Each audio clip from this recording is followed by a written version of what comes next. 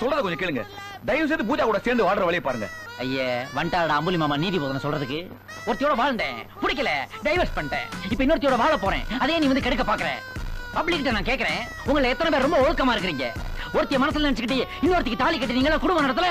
அவளோட பைக்ல போகும்போது இன்னொரு பியர் சைடுல கிராஸ் ஆனா அத ஒய்ஃப் தெரியாம நைஸா பாக்குறது இல்ல?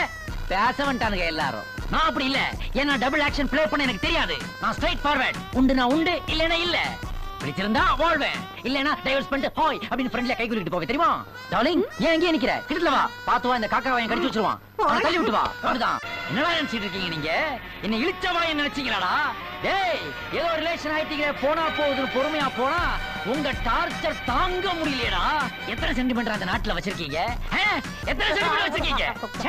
அப்பா சென்டிமெண்ட், அம்மா சென்டிமெண்ட், பாட்டி சென்டிமெண்ட், தங்கச்சி சென்டிமெண்ட், கல்யாண சென்டிமெண்ட், தாலி சென்டிமெண்ட், இன்னும் வளகாப்பு சீமந்தம் தாங்க முடியடா உங்க டார்ச்சர்.